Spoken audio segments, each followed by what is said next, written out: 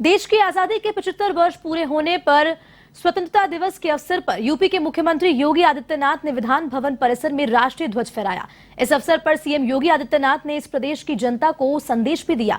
वहीं आजादी के अमृत महोत्सव के तहत विभिन्न कार्यक्रम का आयोजन किया गया। उन्होंने कहा कि आजादी का अमृत महोत्सव 75 वर्षों की विकास यात्रा के आत्मावलोकन के साथ साथ आगामी 25 वर्ष के अमृत काल में नए भारत के निर्माण का अवसर है। सीएम योगी ने स्वतंत्रता दिवस की सभी प्रदेशवासियों को हृदय से बधाई और अनंत शुभकामनाएं दी। इस कार्यक्रम में डिप्टी सीएम केशव प्रसाद मौर्य और ब्रजेश पाठक भी मौजूद रहे। राष्ट्र गौरव की भावना के साथ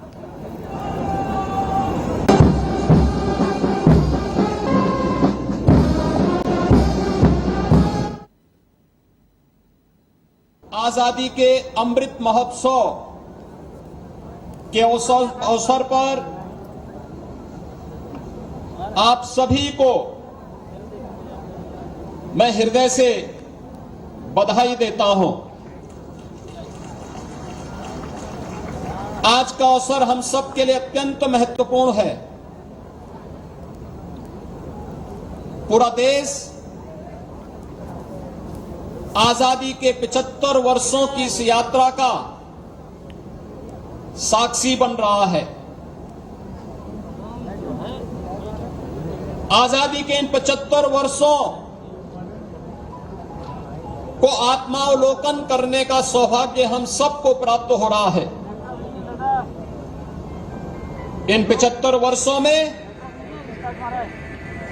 इस देश ने एक लंबी यात्रा तय की और जहां यह अवसर हम सबको 75 वर्षों की इस यात्रा का आत्मावलोकन करने का अवसर प्रदान कर रहा है,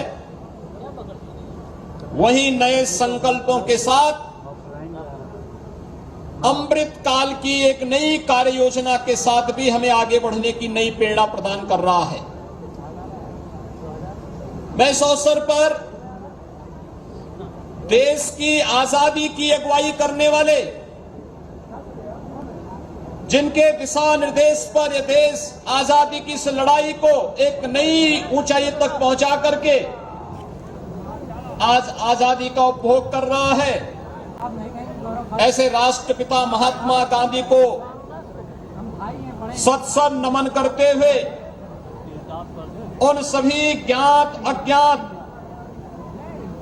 अमर सेनानियों, वीर सपूतों को, जिन्होंने देश की आजादी की इस लड़ाई में देश की आजादी के लिए अपना सर्वस्व न्यौछावर करते हुए अपने आप को बलिदान किया। आजादी के बाद जिन वीर सैनिकों ने देश की बाह्य और आंतरिक सुरक्षा को सुदृढ़ करते हुए भारत की अखंडता को सुरक्षित रखा,